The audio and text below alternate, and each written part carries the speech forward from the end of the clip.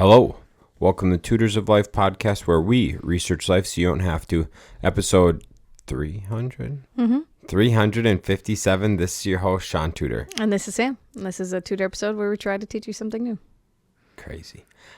Cool. What's up? It's a Sunday. It's a Sunday. I'm cold. Are you actually? Dude, that double around the block in just this long sleeve and the vest. There's a blanket. It bit me, dude. That got cold. And I don't think I noticed it while we were doing it. Mm-hmm. But now that I'm back inside, I'm like, oh, nope, yep, I'm cold. I love how it was right after I said, oh, man, it's actually really warm up here now. Yeah, I was like, you are so fucking high. I don't have the blanket on me either. So proud of you. Oh, thank you. Sam's getting big. Yeah. Can't really tell I have a sweatshirt on. She's getting large. There was a episode 352. I just updated, or I just edited 352. And in that one, I look big in my sweatshirt. Oh, yeah. So, yep, it's happening. Nice. Good deal, good deal. What do you got, babe? What do we got? What do we got cooking today, huh? We had a wonderful meeting with a client of ours. Friday. Customer.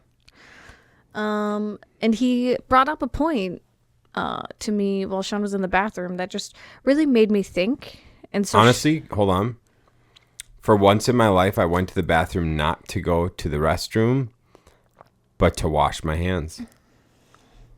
Yes. And that is impressive in itself. It really is, actually.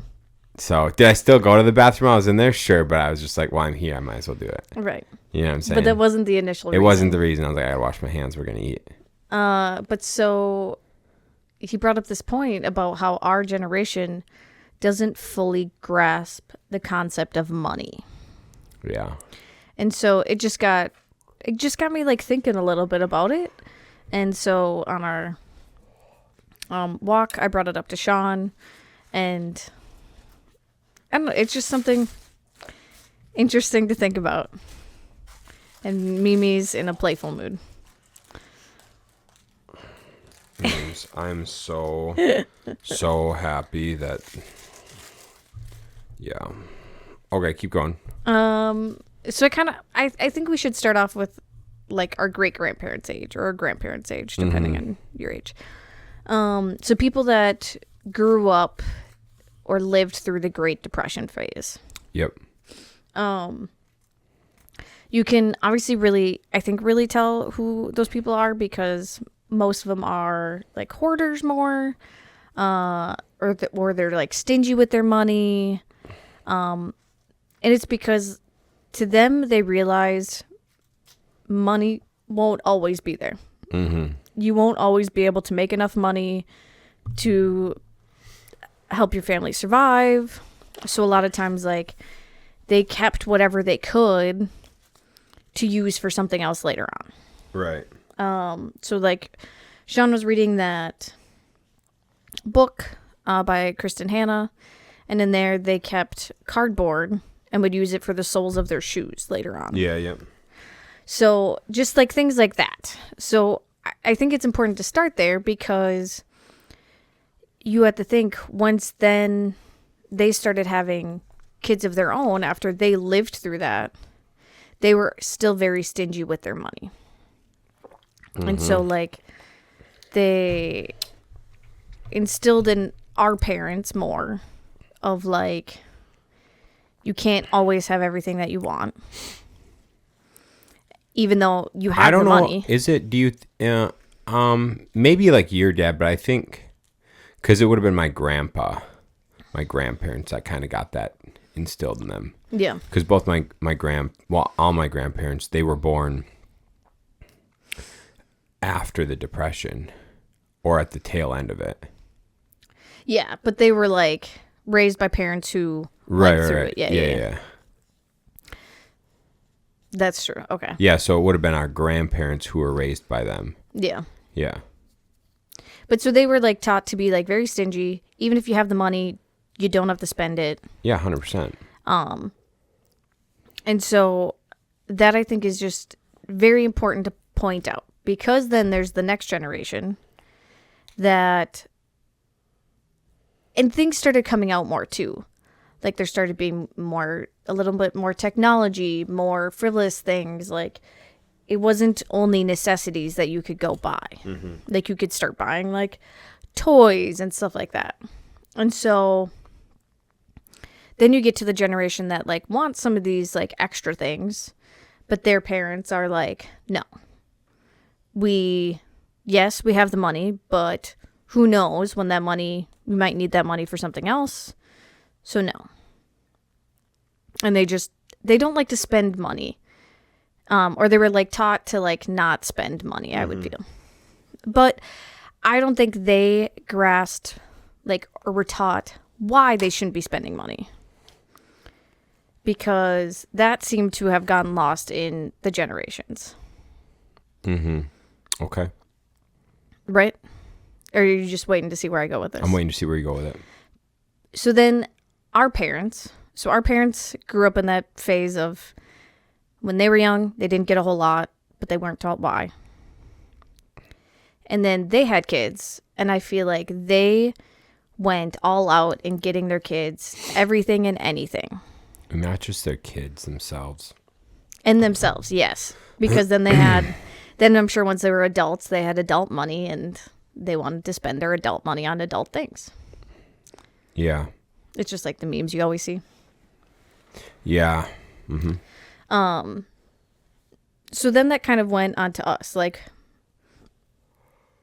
my mom every once in a while would talk about, like, we can't really afford this, but not a whole lot.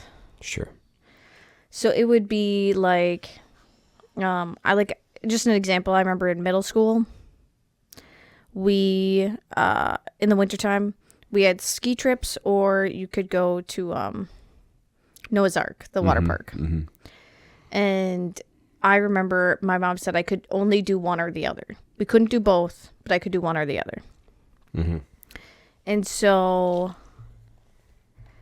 that was like a little bit. And then I think once I got to high school and I did like the band trips or whatever, like she really pushed me to do as much fundraising as I could, because then like she could give me more money to spend while on the trip or something. Yep. So I wasn't really taught a whole lot about not having like a whole lot of money growing up. Yeah. But a lot of times if I wanted something, I got it. Or I'd get the cheaper version of it. Sure. Like, you know what I mean? And I think that stems from our parents wanting stuff as kids and not getting it. Yeah. And they weren't taught why they weren't getting it. Does that make sense? Yeah. Mm-hmm. So then you have us. And obviously these are all generalizations. Like it's not the whole population, the whole generations. No, right. Mm-hmm. But the majority of people our age, and I think it's even actually worse for like the people 10 years below us, but we were kind of not taught, but like shown that you can kind of spend whatever. So like credit cards came out, you said in the 60s? 50s. Sorry. Yeah.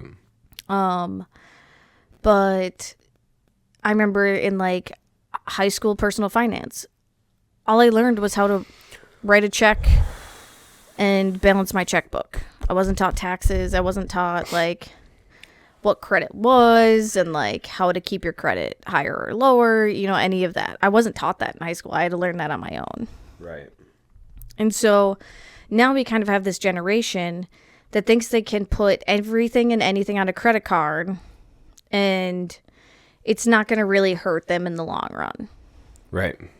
And why I like say this is because we've talked about it before. Caleb Hammer. I love his little YouTube shorts that I see. He gets a lot of people on his show that don't understand that if you put something on a credit card, you still have to pay the credit card off. Right. It just delays when you have to pay it off. Right. And a lot of people just are just like, well, I just put it on the credit card and it's fine. And he's like, no, you need to make money to pay off the credit card. And they're just like, well, no, I just put it on the credit and it's good. It's covered. He's like, no, you don't get it. And so that's why, like, it really made me connect, like, seeing people on his show and what John said about how we don't have a concept of money. Yeah. And another thing I think to do with that is we're in the digital age as well. So we don't have to deal with seeing like the physical money coming and going. Yeah. We just swipe it and forget about it basically. And I mean, like I look at our bank accounts all the time and like see where we're at with everything. But I'm sure there's lots of people that don't do that. Actually, I know there's lots of people that don't do that. Right. They just swipe it and forget about it.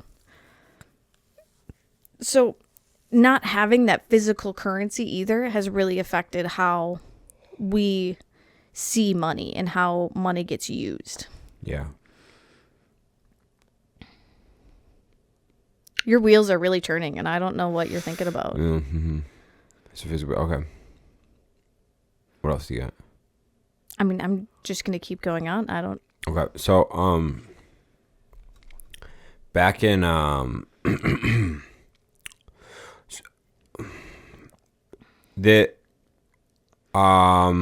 right. So I just did a quick overview of the Depression to us. Yeah. So I'm gonna go back to before the Depression. So 1913 income tax became a thing, and it became like an always thing. Before it was only for wars. They do an income tax to get money for a war, and then when that was paid off, the income tax ended. It's kind of like the referendums we get now on our property taxes. You get it, it's in place for 3 years, you pay this amount of money for 3 years, and then it's done. But now they come up with a new referendum every fucking couple years. So now there's referendums, overlapping referendums, and all with different, dates of expiring, and then they'll add more, whatever. We have 4 right now on our taxes. Anyways, the idea was, you get one, it gets paid off, that's it, it's done, right? And then reassess as it goes. So, 1913, you get the income tax. I need a second. 1 second.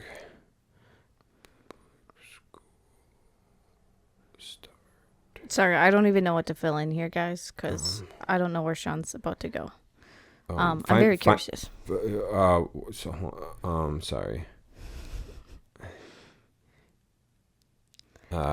1 second. So, yeah, find this info for me. All right, so in World War II, when World War II happened, so we got the income tax in 1913, then we had World War II happen.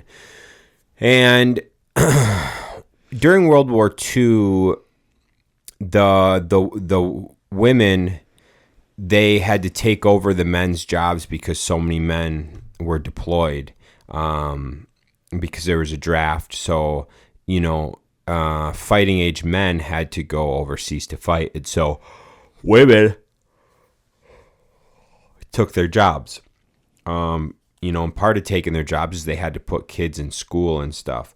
Up until then, a lot of kids were homeschooled, and it was the husband made the income to support the family, and then the wife took care of the kids, did the homeschooling, taught them values, taught them religion, taught them education, and then they also learned, because a lot of the times they worked with their dad, whatever, a lot of times back then, kids were adults were self-employed and stuff, but it was also in the industrial era where there was a lot of manufacturing and shit like that. But anyways,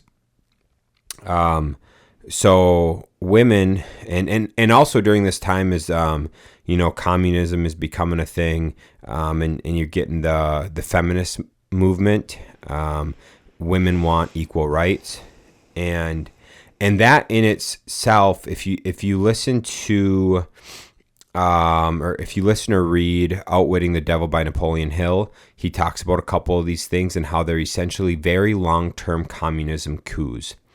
And you can kind of see it today where a lot of people are going back to one income earning families. They're going back to more traditional values, homesteading, wife staying at home, raising the kids, etc. Because this big coup that they've been doing for the last 100 plus years is really starting to take a toll on the country.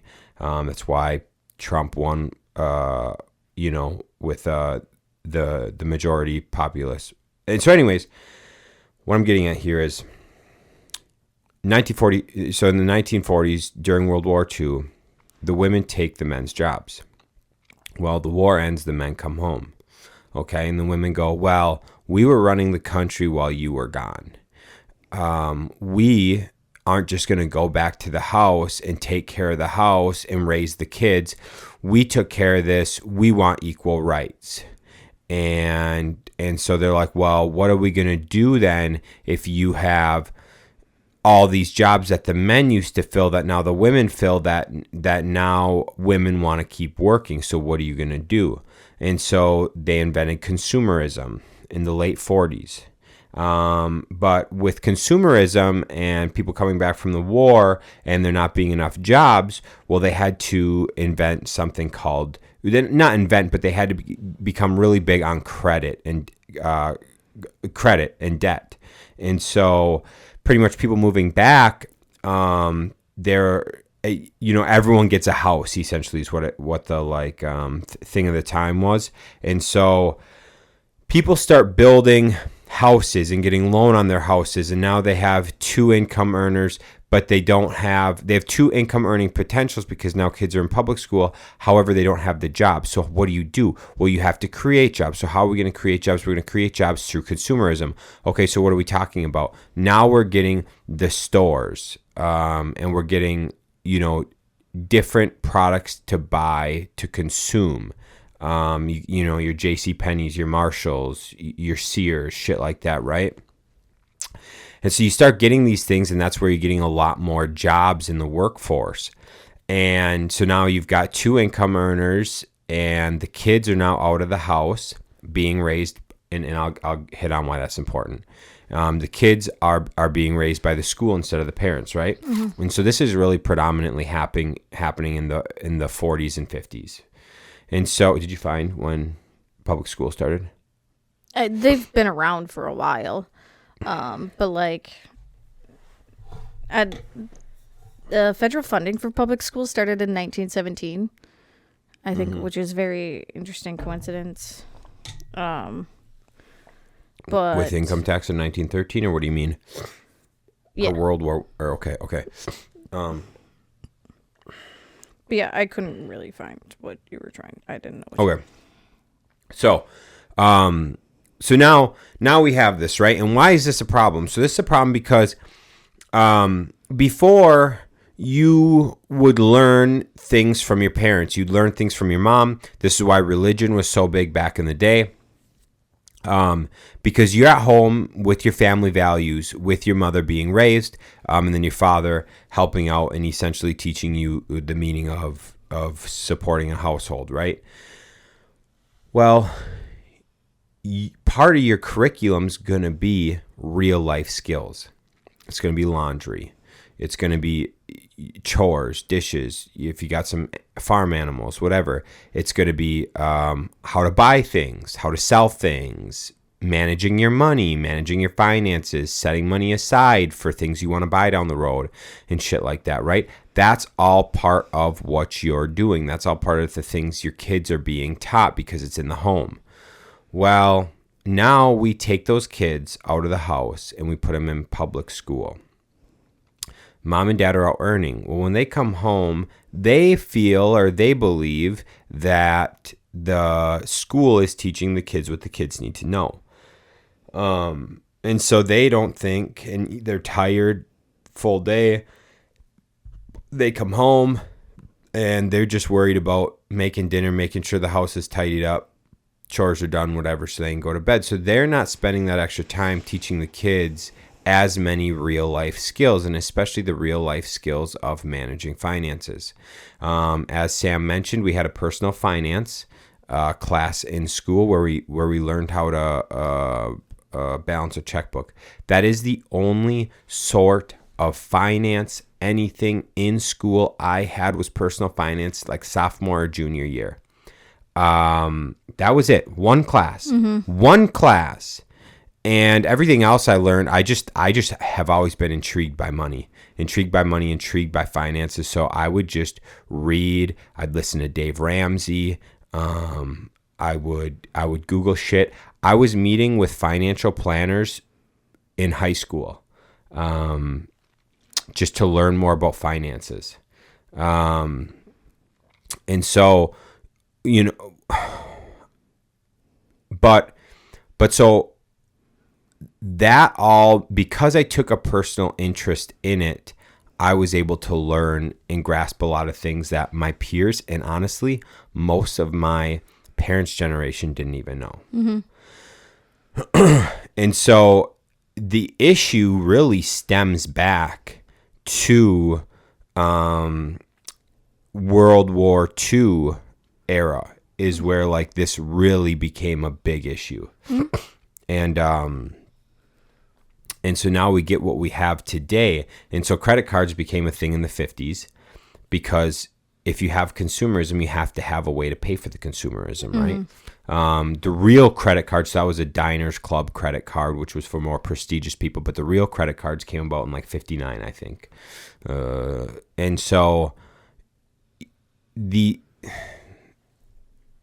things are occurring to keep people busy. And the world changed from raising a family to keeping up with the Joneses or staying busy. What's up, Doug? It's not at all where I was expecting you to go with this podcast. Ah, interesting. So when you were talking and you saw me going, that's where I was with it. That's what I was taking from what you were saying. Oh, that's cool. Yeah. Because I want people to understand that, like, we don't understand money. No.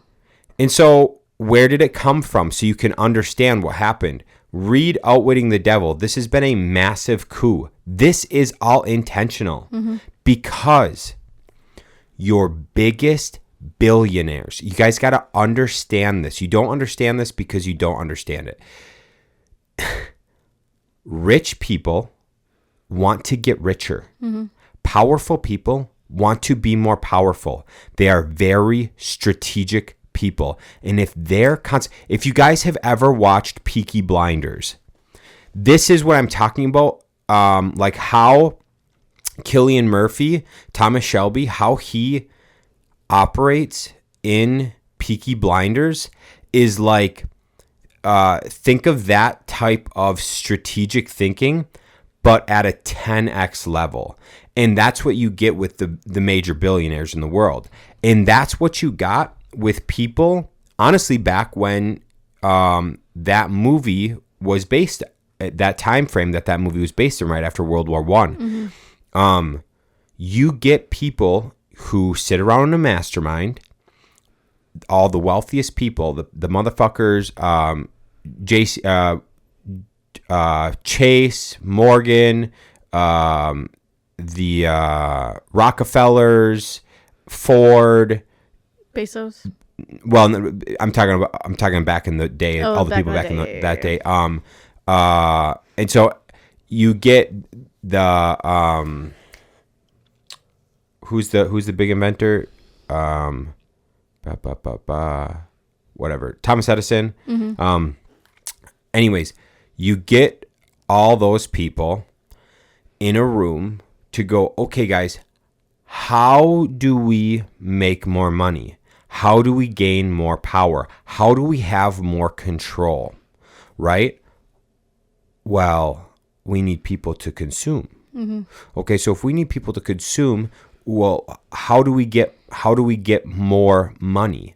Well, so what if we started taxes? Right? So what if we get people paying in taxes? Because these people have contracts with the government. So they go, well, what if we can make this start happening? We get income from all the people. Okay.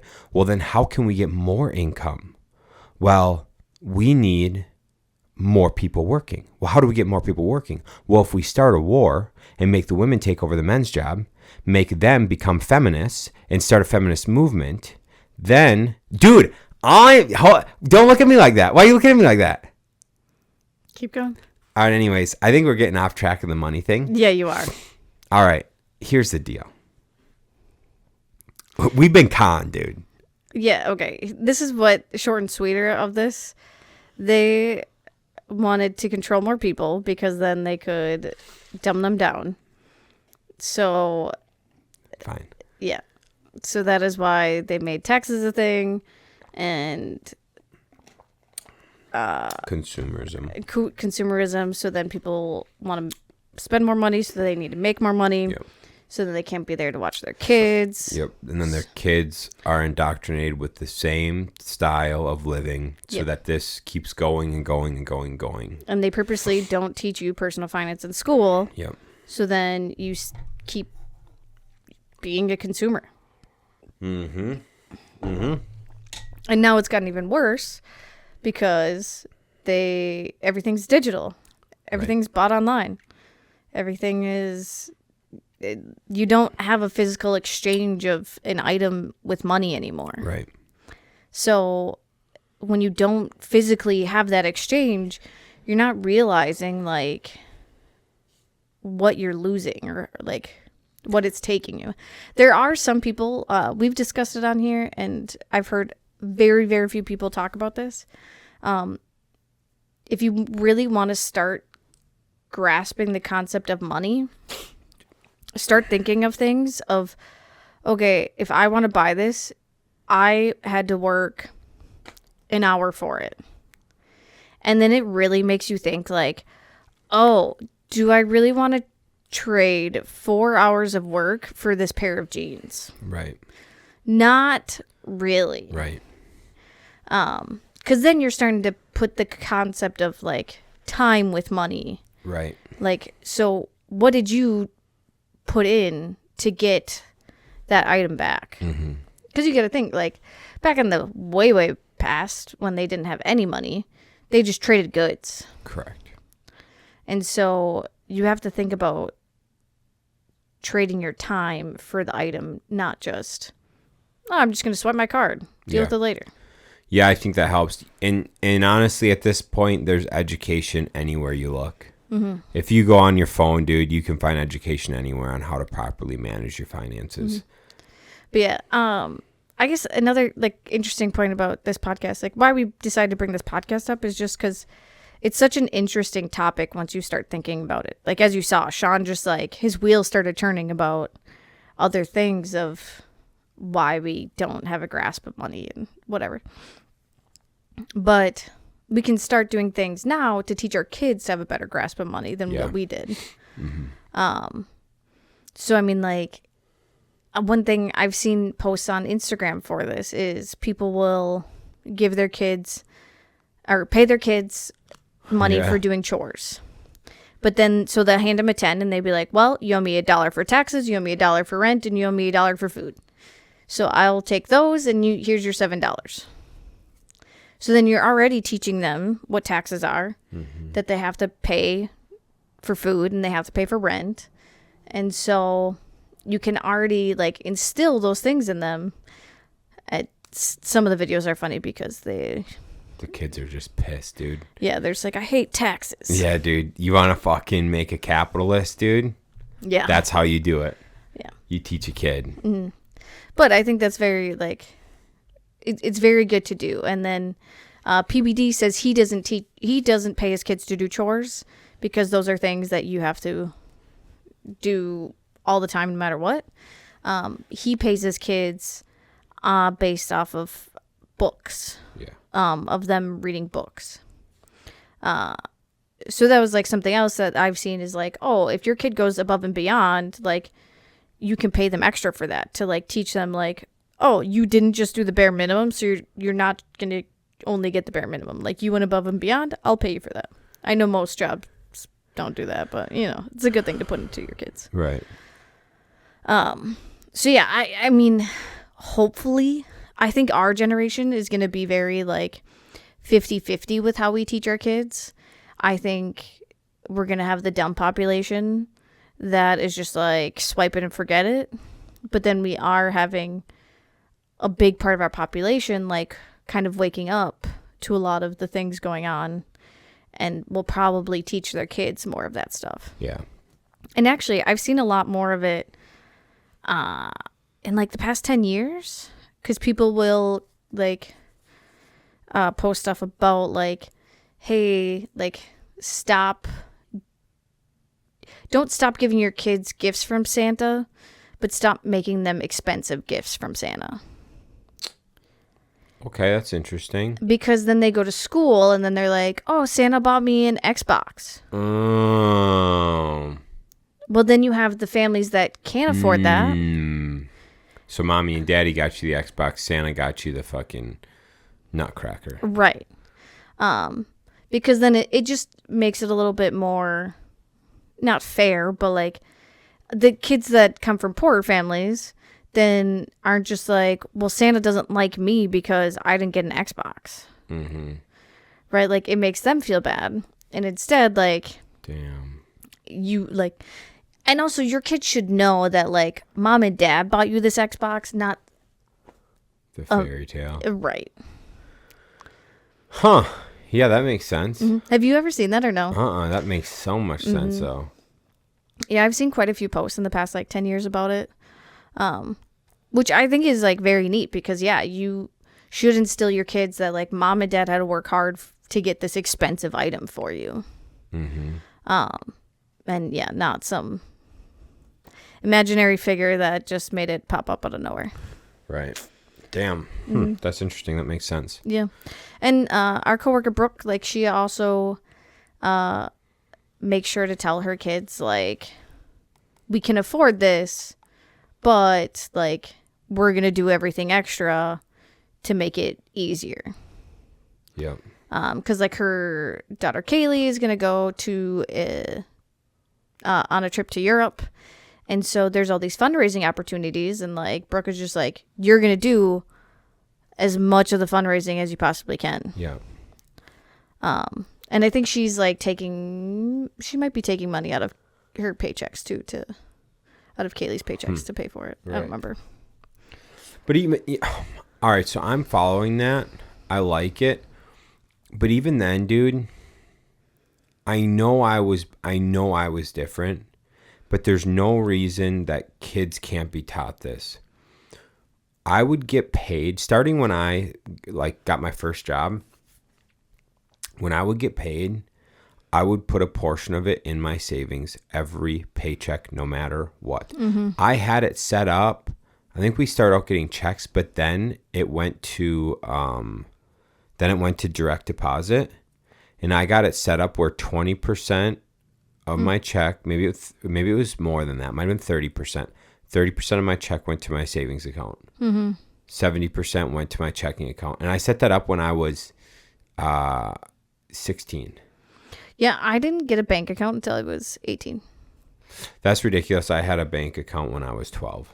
Yeah. So that's interesting. Mm-hmm. But that's also the age difference too, right? Between you and I? A little bit, yeah. I'm fucking with you. You never know.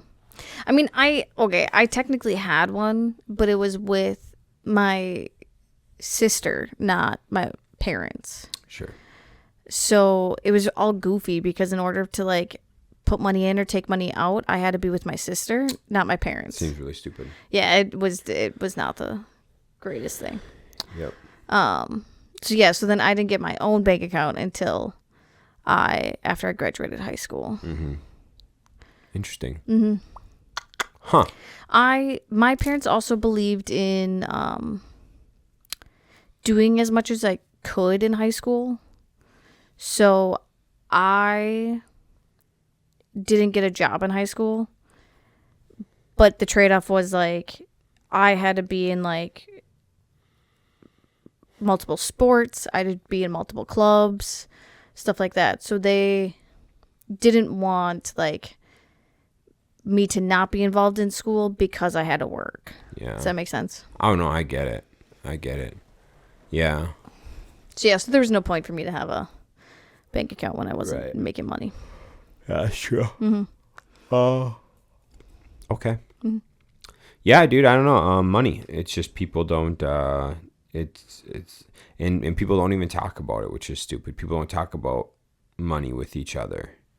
It's like a taboo thing. Don't talk about finances at dinner table. What do you mean? When should we talk about them? Yeah, I mean, especially recently, like, we have to think about, like, college debt. Like, nobody talks about it. And I think it is so bad that nobody talks about it because, like, I remember me and my friends discussed it quite a bit when we were getting closer to that, like, my senior year and after. And we would, we would discuss, like, oh, did you apply for the federal student aid? And, like, have you thought about, like, if you go to this university, it's going to be twice as much because it's the D1 school instead of going to the D3 school. Right. So, like, we kind of talked about that stuff, but not a whole lot. Like, most of us just knew, like, oh, we'll just take out student loans because that's what everyone does. Right. But like we've said, like, they didn't discuss with us, like, how important is the degree? Like, when you get out, is the wage you're going to get with that degree going to be able to help you pay off your student loans?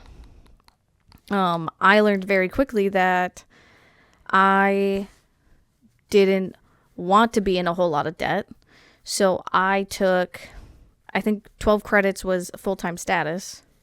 So I would take 12 credits a semester, work 30 hours a week, just so I could pay for my rent and utilities and food and living.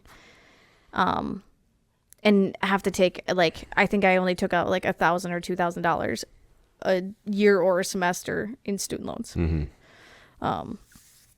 I did get quite a bit of financial aid, though. I will say I was lucky with that. Divorced parents kind of helps. Yeah.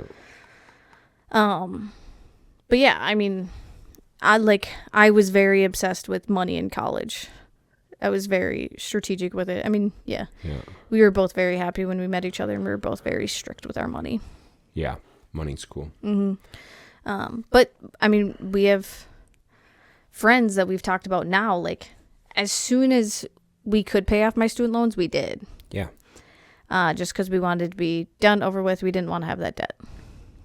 Same with every other loan we take out. We usually pay it off right away because we just don't want it. Yeah. But we have friends who are just like, oh, well, why would I, like, my student loans will get forgiven, so why would I pay them? Just like, well, that's not a guarantee. Right. And then there's other people who are going to get these women's studies degrees and have $100,000 in student loan debt and are just like, well, I won't need to pay that. And you're just like, what do you mean? Yeah. Like, you made the choice. Yeah. I think a big issue, it's another thing that's not getting talked about in school. What are you going to do with that degree? Is there actually that many jobs for that? What jobs are needed in the career field? This is what this is what degrees get you. This is what trade jobs get you. Like, people don't talk about that shit, dude. I also think it's university's fault. Like, they shouldn't even be offering these women's studies degrees. What the fuck kind of job can you get with women's studies? Besides a barista? Honestly, I don't know. Dude. Which you don't need a degree to be a barista. No, you don't. It's just stupid, dude. That shit's it's just a big money grab. And once again, because kids aren't in the home, because parents aren't talking to their kids about this, and it's just as much the parents' fault as it is the school and the system's fault. Because the parents aren't learning to teach their kids. Right. Like, dude, look into that shit for your kids. See if it's worth it. Yeah. Parents ain't even doing that. Like, hey, Johnny, check it out. You're going to go to school for this. You're going to have $70,000 in debt. And you're going to be able, you won't even get a job because there's not a job that needs that degree. And so you're going to go get a job at Menards making $35,000 a year. Well, it costs $33,000 a year to live. And so you're going to pay back $2,000 a year to your student loans. With that math, you're going to die with them. Mm-hmm. Like, oh, fuck. Yeah, like that's great. Those combos don't happen. No. And when when my oldest niece was a senior in high school, like Shaun and I made sure to like talk to her about it. We're just like, just so you know, like tech schools are the way to go. Like don't go to these big fancy universities, whatever. Like tech schools are the way to go. Yeah. Unless you want to go for something that requires it. You want to be a nurse. You want to be an engineer. You want to be a You can get doctor. a 2-year nurse degree. Yeah, but if you want to be an RN, you need 4 years. Yeah, that's true. But most of the time, it's like if you want to go on to get your master's or doctorate in something, is why you would need to go to a 4-year. A lot of the time. Yeah. Yeah. But yeah, I it was just like, and it's so neat too to think about like other countries. Like Australia requires you to take a year off before you can even go to university. Smartest thing I've ever heard. 100%, because how many 18-year-olds know exactly what they're going to do in their life? Most of them don't. Right.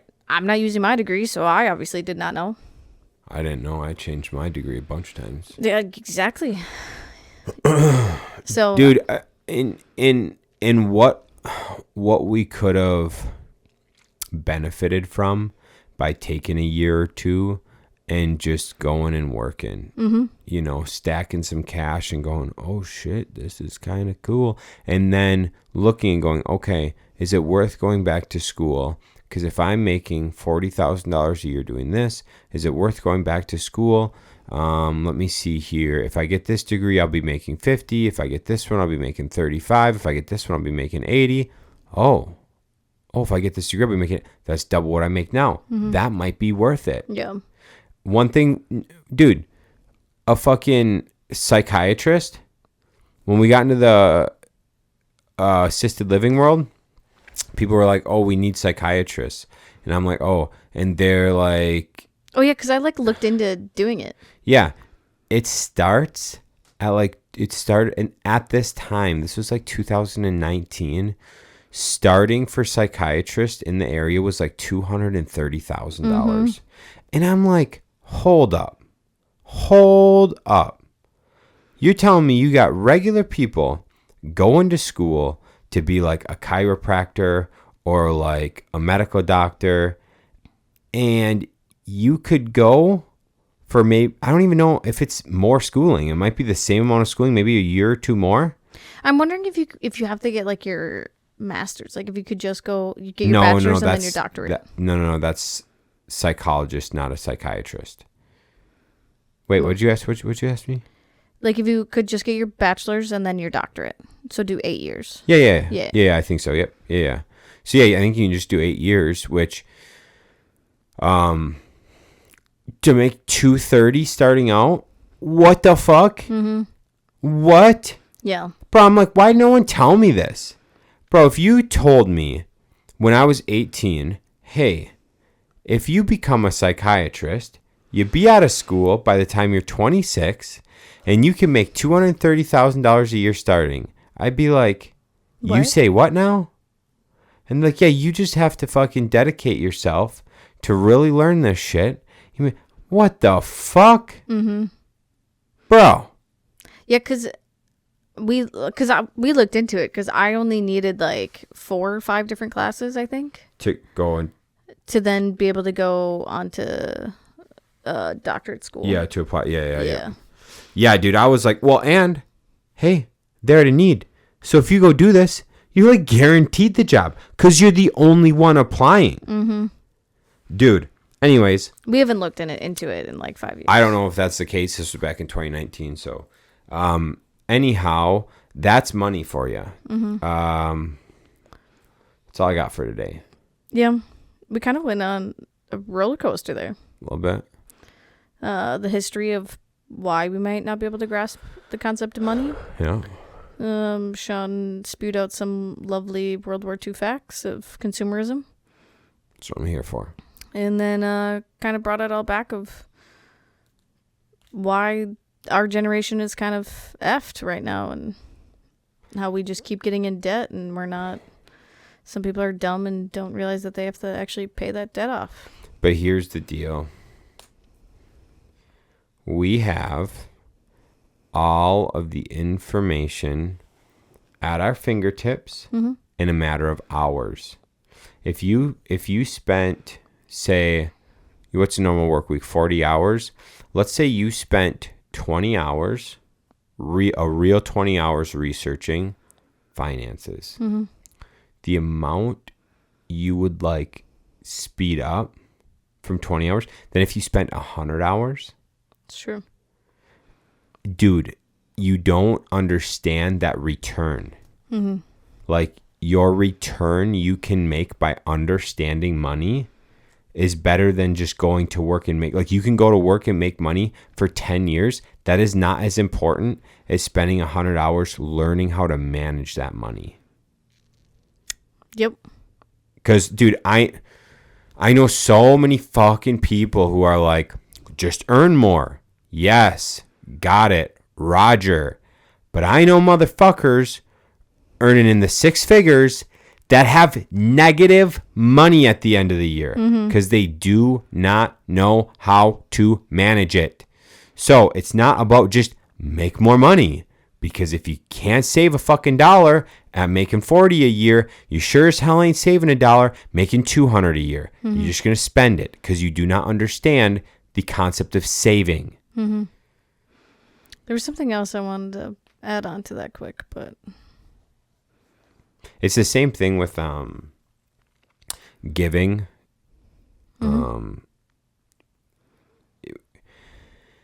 If you're able to give money or donate money when you don't have anything, when you have more, you will be able to continue doing that, right? So many people say sorry, I'm not in the financial position to give money right now. So I'll wait or whatever. Well, that won't even be a habit for you down the road. If you're, and maybe it's not even really financially related, but when you don't have a lot, if you're unable to give time, services, money to people in need, you will not be a giver as you get more money, because you'll just allocate those funds somewhere else. And just allocate your time somewhere else. Yeah. I can't even, dude. I think giving is one of the giving to people in need. Don't just give to fucking idiots, but give to people in need, right? I think it's the same concept of saving. If you can't do it when you don't have nothing, you won't do it when you have something. Something else, real quick to add that we've learned is so many people talk about how there's going to be a lot of established businesses closing because the owners are retiring and people don't want to take them over. And there'll be this big thing of you should be buying these businesses, whatever. Shaun and I have looked into a handful of them now. And the issue keeps arising of these businesses are owned by these 50, 60-year-old people, and they don't keep track of their cash. Yeah, they don't track their cash. So they're like, my business makes $200,000 a year. Shaun's like, well, let me see your books. And then Shaun's like, this says you only make 10. It's just like, oh, well, the rest I get in cash. And I'm like, prove it. Yeah. You knew you were going to sell your business. You should have started tracking that fucking money 3 years ago, because now you do not have a sellable business. I am not buying your business based on your frou-frou ideology because you tell me that you get more. I do not believe you. Especially because, you guys bought the motel because they said, oh, yeah, we get all this cash. Yeah. And then it's turns out it's yeah, we get all the cash, but there's also all these maintenance things that they didn't keep up on that we had to put all that cash back in. The trailer park was the same way. Yeah. But those guys, they did the shit themselves. And so the maintenance and everything, because we have other jobs and like requirements and stuff. Well, those people, their livelihood was that thing. And so they had one thing that was their livelihood, and that was the motel or that was the trailer park. So they had their like whatever job that they'd go to, and then they took care of that. Where we like, we're juggling a bunch of things. Yeah. So yeah, it just it was just another thing that popped in my head of like that group of people, like they're like they I think understand money, but they didn't understand the like you have to track that money.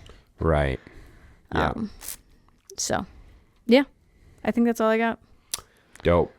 This is kind of just more of like a fun little topic for us to just think and ponder about. And we hope you get to think and ponder about it as well. Yeah, for sure. Cool. All right, guys. Get your money right. Catch you later. See ya.